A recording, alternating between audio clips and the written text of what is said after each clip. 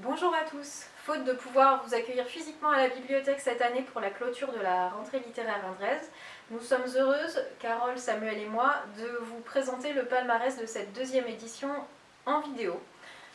Donc la rentrée littéraire indraise est co-organisée entre la librairie et la bibliothèque municipale. Cette année, 41 ouvrages ont été sélectionnés, tous parus entre août et octobre de cette année 2020. Il y avait des BD, des romans en majorité, des essais. Cette rentrée a été, au dire des lecteurs, riche. Vous avez été 57 participants à cette rentrée littéraire, c'est plus que l'année dernière, donc bravo et merci. Et vous avez laissé un total de 149 contributions. Contributions que nous allons lire pour certaines d'entre elles en édictant le palmarès qui va venir.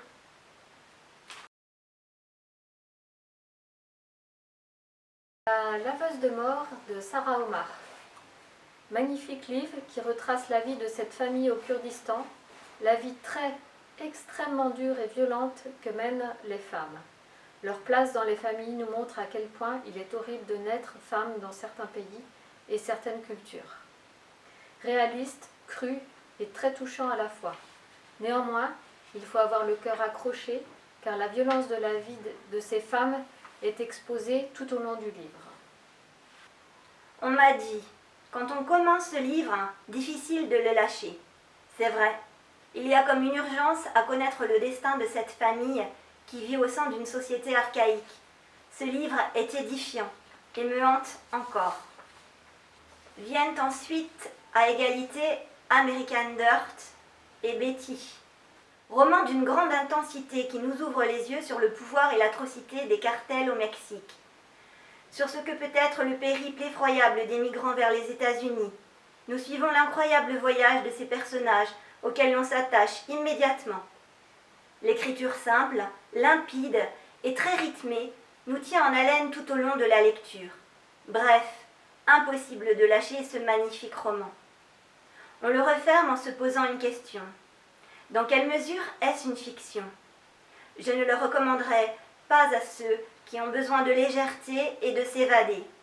Même si ce roman est plein d'amour, de force et finalement plein d'espoir, il décrit un monde trop inacceptable. Betty de Tiffany McDaniel, moyenne de 4,5 pour 4 lecteurs. Jamais on ne décroche avec cette famille. Chaque membre est bien décrit à travers les yeux de Betty. On les aime, on les déteste parfois aussi, mais c'est plein de poésie cherokee et les sauvages ne sont pas ce que l'on croit. On y perçoit l'origine du verbe compter.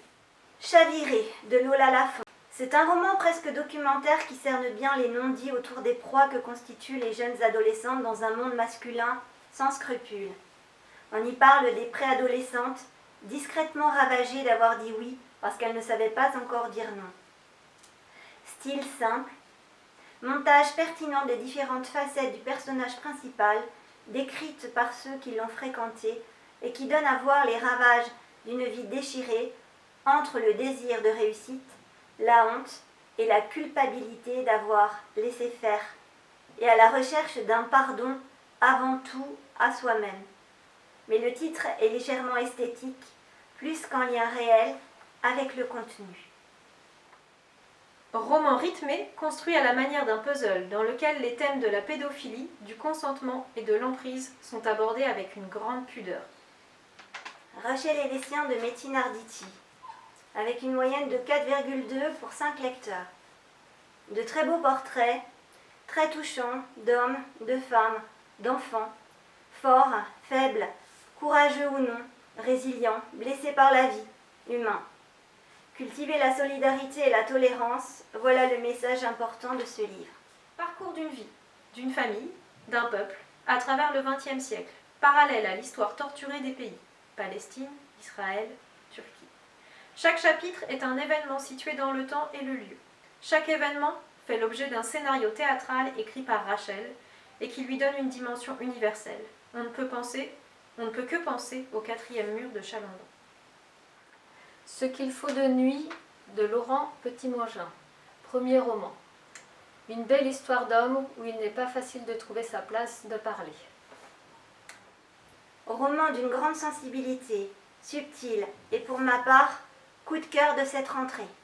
Livre Maria de Julia Carninon. Je me suis laissée porter par cette histoire sans trop savoir où j'allais, et c'est bien ainsi. Les secrets ne se partagent pas, je ne dirai donc pas pourquoi je le recommande. Il faut le lire. L'impression d'une grande fraîcheur, les premières pages lues, vous ne lâcherez plus ce livre. De soleil et de sang, de Jérôme Loubry. Construction classique pour ce thriller, mais on est captivé par cette histoire terrifiante sur fond historique, politique et social d'Haïti. N'est-ce pas d'ailleurs cela le plus terrifiant? Une farouche liberté de Gisèle Halimi. Témoignage simple et sincère d'une grande dame qui a changé notre société.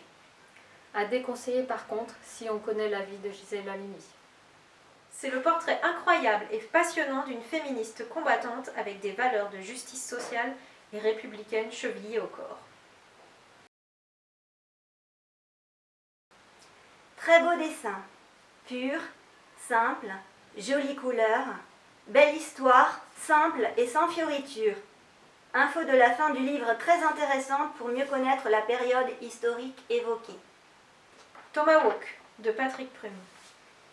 Une histoire suspendue dans le temps, un moment rare, de superbes illustrations, un excellent moment. Retrouvez le palmarès et l'intégralité des avis laissés par les lecteurs sur notre site internet www.bibliothèque.indre44.fr. Nous remercions tous les lecteurs participants cette année. Bien sûr, les conditions n'ont pas été des plus simples, mais le succès est bien présent et nous vous attendons encore plus nombreux pour la prochaine rentrée littéraire, puisque la rentrée littéraire est ouverte à tous.